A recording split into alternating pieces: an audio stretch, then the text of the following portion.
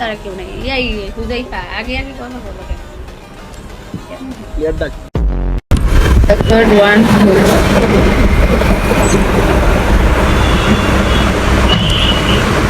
ওই তোমাদের স্কট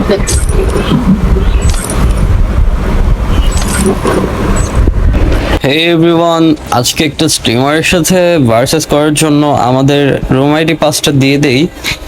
তো কাস্টমে আসার পর যে তার কি রিয়াকশনটা ছিল এন্ড সে আমাদের কতটা ভয় পাইছে সেটা আপনারাই দেখেন।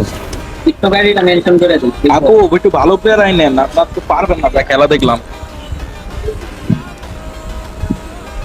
আমার মেইন প্লেয়ার নাই, এই কারণে আমি 1 ঘন্টার পরে কথা বলবো।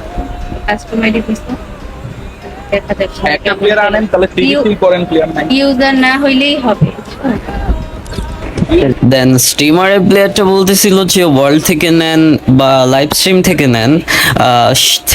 তখন তার রিয়াকশনটা কি ছিল একটু দেখেন।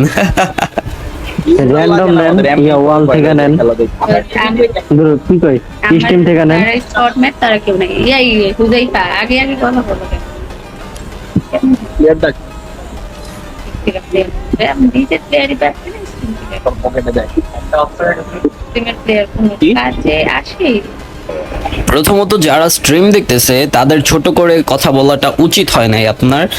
তাদের মধ্যেও স্কিলফুল প্লেয়ার আছে, ঠিক আছে?